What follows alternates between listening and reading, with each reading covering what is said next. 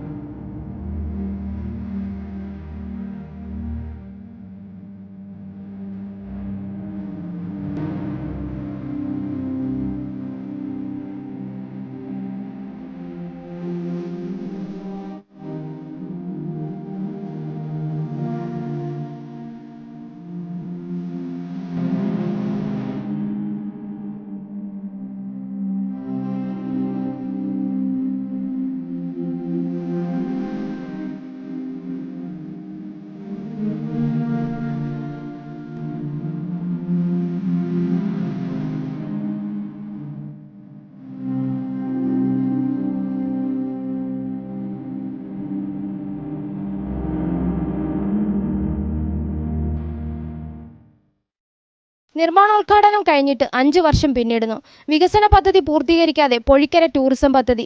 പൊഴിക്കരയുടെ tourism വികസനത്തിനായി വിഭാവനം ചെയ്ത പദ്ധതി 2019 ഉദ്ഘാടനം കഴിഞ്ഞു. പൊഴിക്കരയിൽ നഗരസഭാ അതിർത്തിയിൽ താന്നി തീരത്താണ് പദ്ധതി നടപ്പിലാക്കാൻ ഉദ്ദേശിച്ചിരുന്നത്.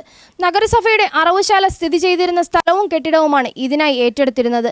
നിർമ്മാണോദ്ഘാടനം കഴിഞ്ഞിട്ട് കായൽ തീരത്തോട് ചേർന്ന ഗാലറി മാത്രമാണ് ഇക്കഴിഞ്ഞ 5 വർഷത്തിനിടയിൽ പൂർത്തീകരിച്ചത്. കടലിനോടും കായലിനോടും ചേർന്ന് നടപ്പാതകൾ, സഞ്ചാരികൾക്ക് ഇരിക്കാനായി ഇരിപ്പിടങ്ങൾ, ബോട്ട് ജെട്ടി, കോഫി ഷോപ്പ്, ഉദയാസ്തമനങ്ങൾ കാണാനുള്ള വ്യൂ പോയിന്റ് എന്നിവയൊക്കെ ഉൾപ്പെട്ട പ്രോജക്റ്റായിരുന്നു പൊഴിക്കര ടൂറിസം ഫെസിലിറ്റേഷൻ കേന്ദ്രം.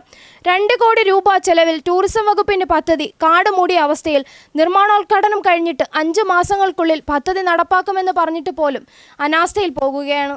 5 മാസത്തിന് ശേഷം പണി പൂർത്തീകരിക്കുമെന്ന് പ്രഖ്യാപിച്ച പദ്ധതി 5 വർഷം കഴിഞ്ഞിട്ടും എങ്ങും എത്താതെ കിടക്കുന്നു. നിലവിൽ ബോട്ട് ജെട്ടി ഫെസിലിറ്റേഷൻ കേന്ദ്രത്തിന്റെ കെട്ടിടം എന്നിവ മാത്രമാണ് സ്ഥലത്തുള്ളത്.